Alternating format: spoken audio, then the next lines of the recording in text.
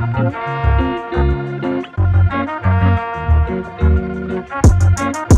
can we listen, baby, yeah?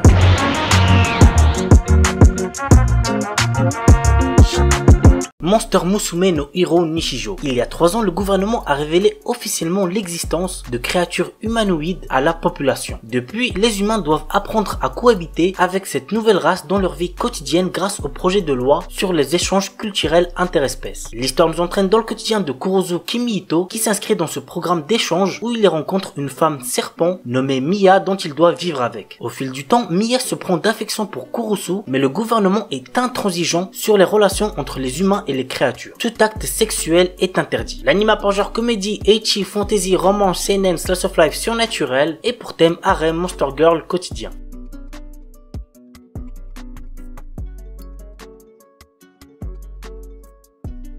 Et on termine avec Netoge no Yome wa Onanoko Janai to Omota. Hideki Nishimura est un lycéen qui passe beaucoup de temps sur des jeux en ligne. Il décide un jour d'avouer ses sentiments à une jeune femme qu'il a rencontrée dans un jeu, mais ses espoirs disparaîtront lorsqu'il comprendra qu'il s'agit en fait d'un homme se faisant passer pour une femme. C'est chaud, on est d'accord. Suite à cet événement, notre héros décide de ne plus jamais faire confiance aux personnes rencontrées en ligne. Quelque temps plus tard, une fille lui avoue ses sentiments en ligne, et cette fois-ci ce n'est pas un mensonge, puisqu'il s'agit d'une belle lycéenne nommée Ako Tamaki. Elle a cependant un gros problème puisqu'elle n'arrive plus à faire la différence entre la réalité et le virtuel, ce qui fait d'elle une solitaire isolée de tout dans la vie réelle. Hideki et ses amis de sa guilde vont ainsi tenter de l'aider à aller mieux. L'anime a pour genre comédie, ecchi, romance, school life et pour thème école, harem, jeu, quotidien.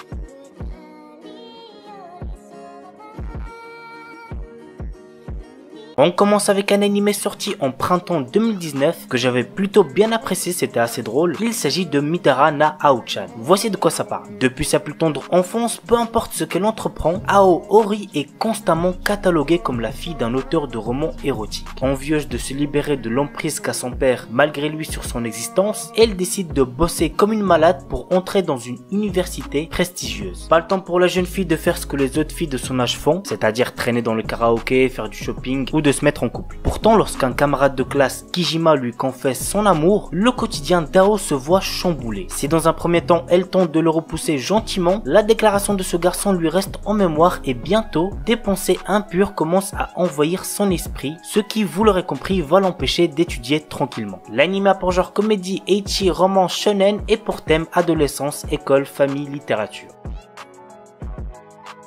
Momokuri, un animé juste beaucoup trop mignon que je vous recommande fortement. Yuki Kurihara est une jeune fille qui a pris son courage à deux mains pour avouer ses sentiments à celui qu'elle aime, Shinya Momotsuki, qui accepte de sortir avec elle. Cependant, elle est tellement obsédée par lui qu'elle ne manque aucune chance de le voir et qu'elle note tous ses faits et gestes. De son côté, Shinya veut tout simplement réussir à rendre Yuki heureuse. L'anime a pour genre comédie, romance, school life, slice of life et pour thème école, quotidien.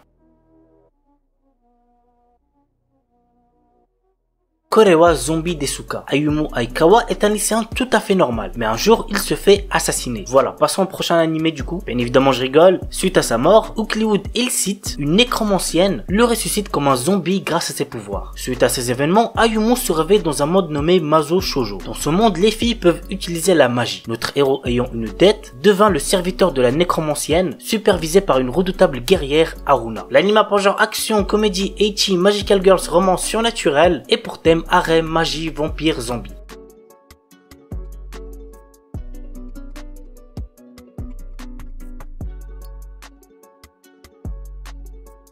Orega Ujusama Gaku ni Shomin Sample. L'histoire se passe dans une école coupée du monde par les montagnes. Mais la majorité des filles diplômées ne parviennent pas à faire face au monde actuel. Pour faire face à ce problème, l'école désigne un étudiant masculin nommé Kagurazaka Kimito au sein de l'établissement pour que les filles puissent s'adapter au monde. Malheureusement pour lui, il devra se faire passer pour un gay sous peine de se faire castrer par le conseil disciplinaire. L'anime a pour genre comédie, ecchi, roman, shonen et pour thème harem.